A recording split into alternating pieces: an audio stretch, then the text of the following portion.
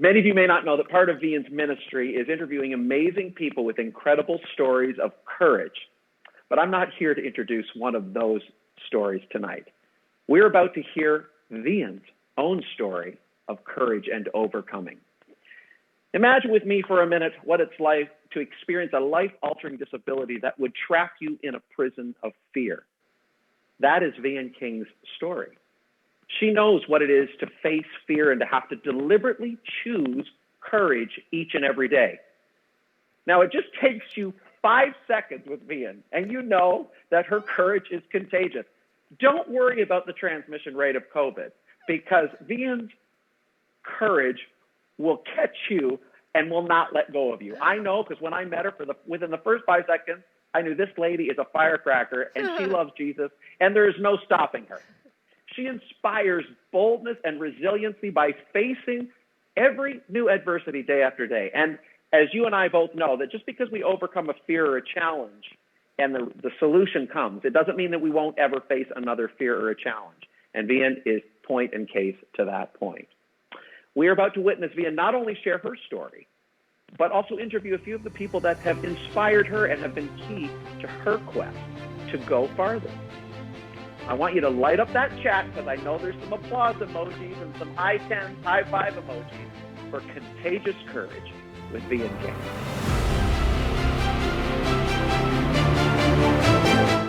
Guest, I am so honored and thrilled to be able to bring him into this segment of Contagious Courage.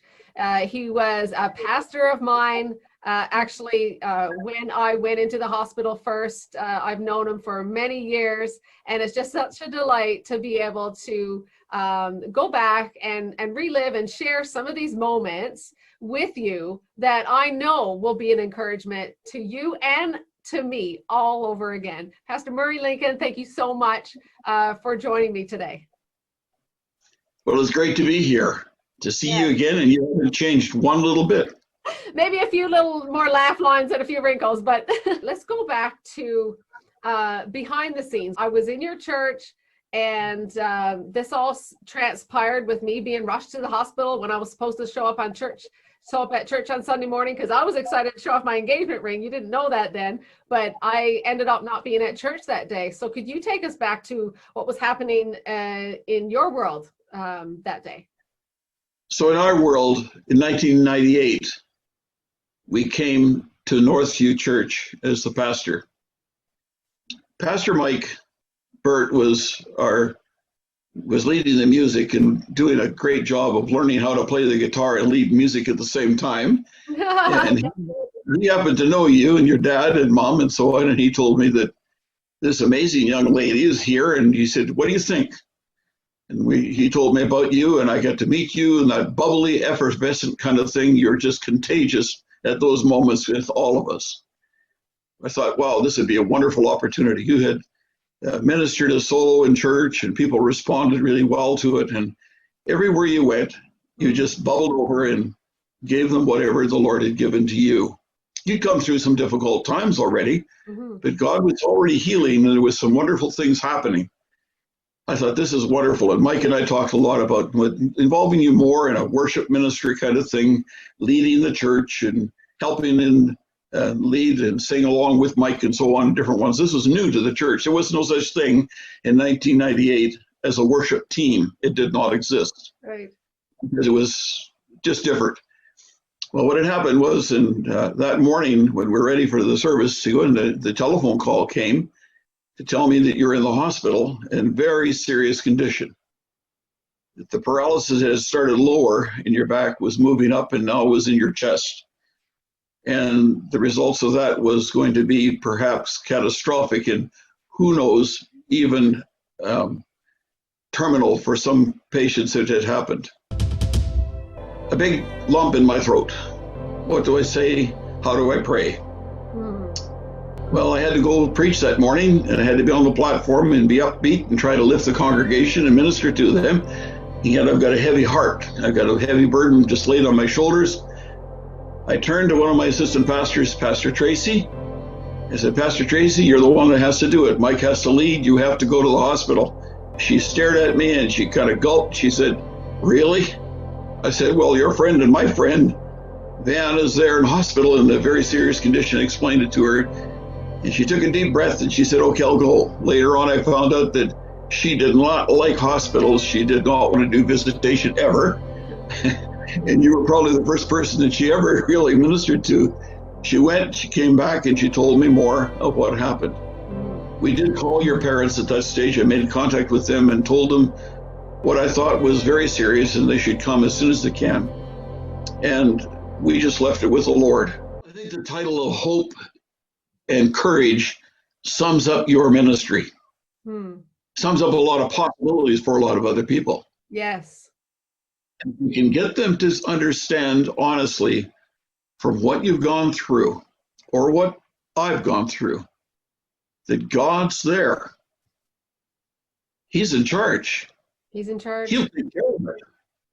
When he says, I'll take care of it, he will take care of it. And courage then mounts out of that knowledge that God is there.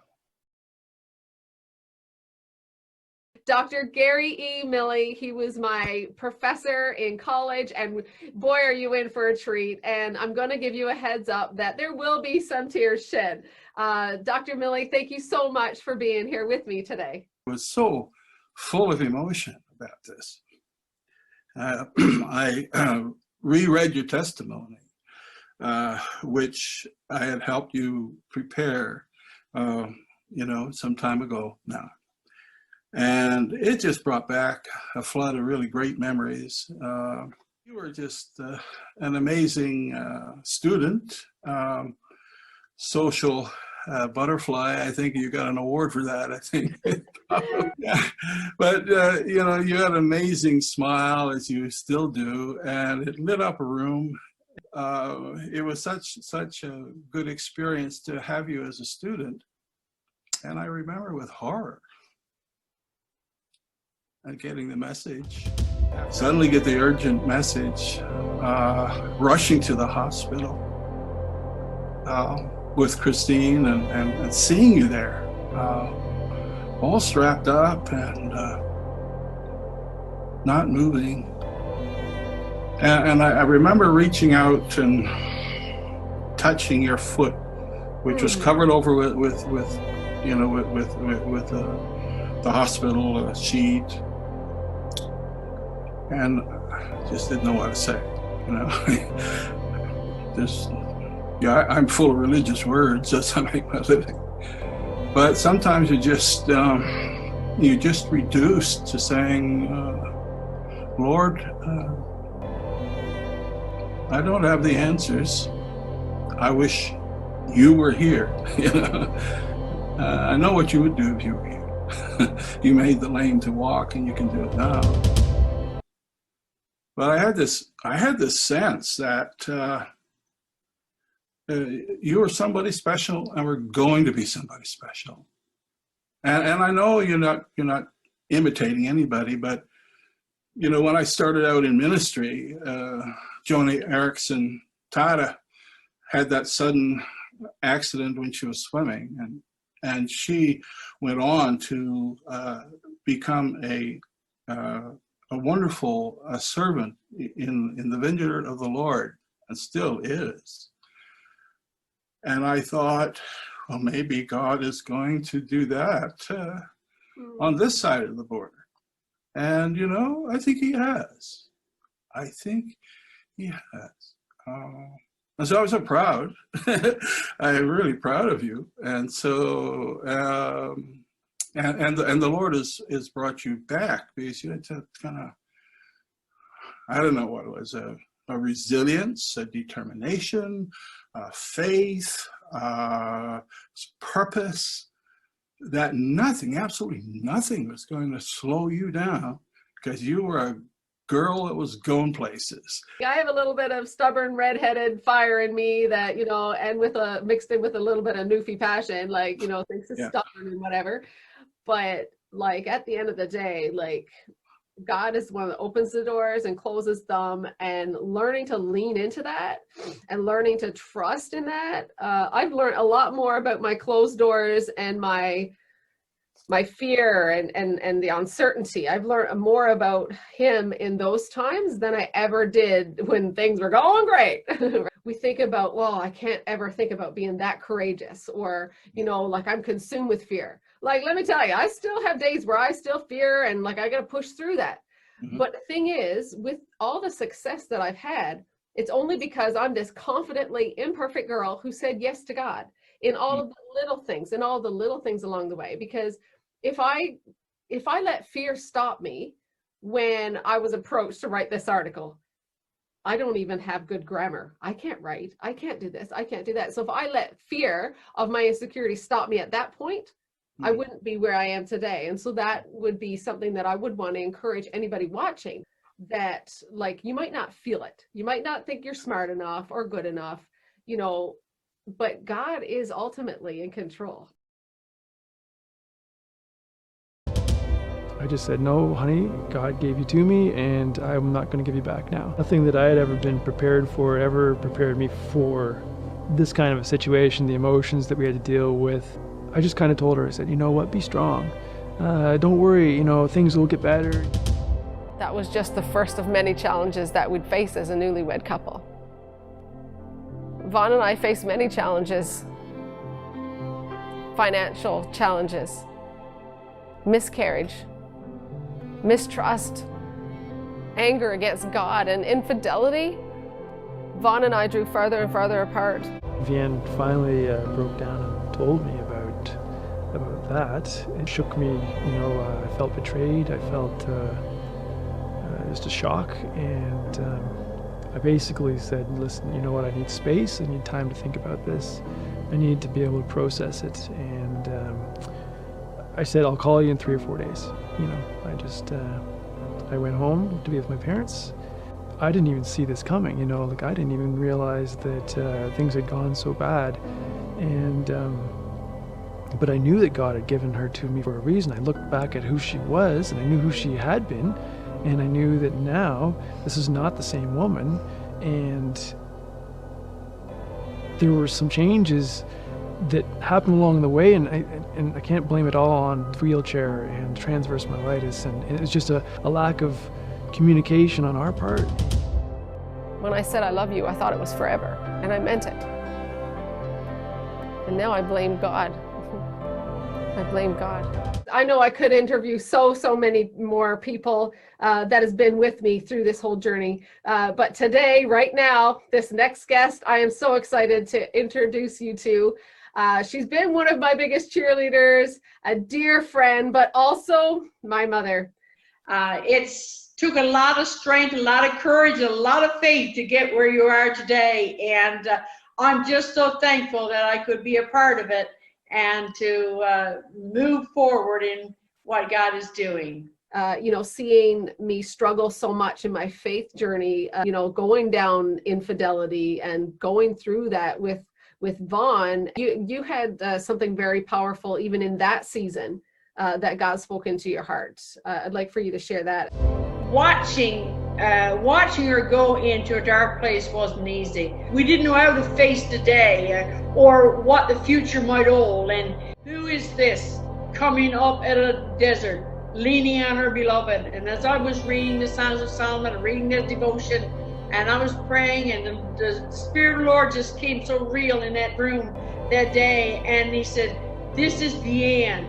She's coming up into the desert, and this time she's coming up leaning on her beloved. This time she's coming up and she's going to be stronger. Like, I just know that no matter what we go through, because you know what, like, life is going to always happen to us. There's always going to be something. And maybe there are some moms watching, maybe there are some people watching who feel helpless, even to be able to help someone who is struggling. What words of encouragement or advice would you want to be able to share with someone who is needing that today or experiencing that? What I would like to say to parents or anyone that are going through struggles, and when we don't know what to do, just like that doctor, he looked up and he said, we don't have the answer. There's times we don't have the answer, but we have to leave it to God. We have to know, like some time ago, I heard Deanne speak about where is your muster point. And I was awakened there a while back with just recently, actually, what is our default? Where do we turn to? Who do we run to when we got a problem? How many times, I got to call this one, I got to call that one. But if we would realize that if we turn, like in Jeremiah, somebody told me a long time ago, it was a dear old saying to God, so do you know God's phone number? God's phone number is JER 33:3. And that is Jeremiah 33:3, which says, call on me in the day of trouble, and I will answer you and show you great and mighty things.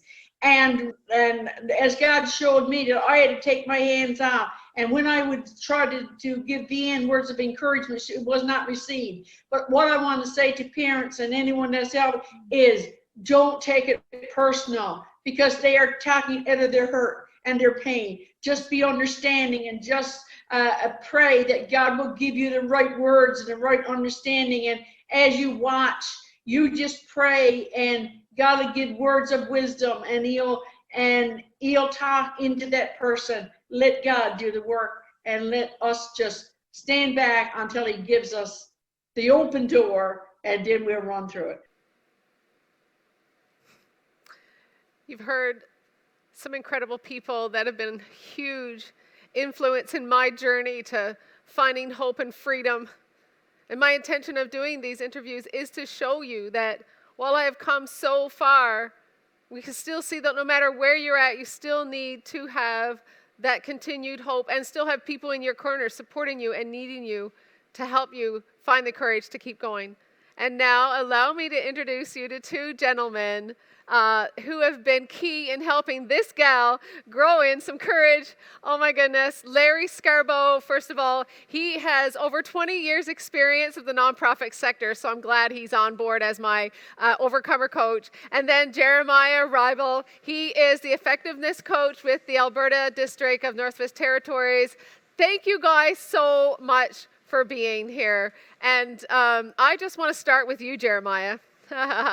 When I came to you and I said, listen, I think I want to start a nonprofit, going farther, and I was like, kind of was secretly hoping that you would tell me that, Vaughan, you're in way over your head, your dream is way bigger than you, and to let it go. I want you all to tell people what you told me then. I love pastor and author Greg Rochelle says, the pathway to your greatest accomplishment is straight through your greatest fears. Amen. So never give up. Never stop believing in yourself. Whatever God is asking you to do, whatever task or dream is before you, whoever you are tonight, let me remind you, you are enough. Again, I like to get right back to the basics. And I ask you, do you know your big why? What's the purpose that you've been put on this earth that nobody else can fulfill? And once you really get clear with that again, and we all have to come back to that over and over, then you can remind yourself that God is giving you the credentials, all the credentials you need to accomplish that why. When we started going in about being overwhelmed, I asked you this. I said, what is the one thing that you can do right now, today, to move you toward your why? Wow.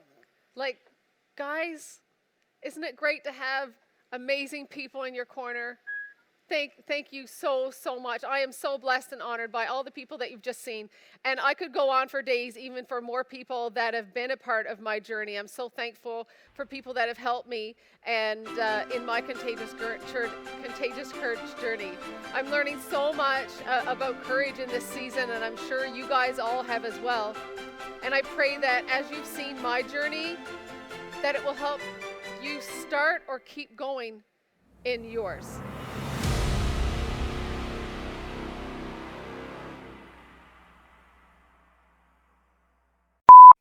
Oh yeah, we can pray. Hallelujah. Hallelujah, I love that. Not to us, O Lord, not to us, but to you and your name goes all the honor and glory for his unfailing love and faithfulness. Bye for now.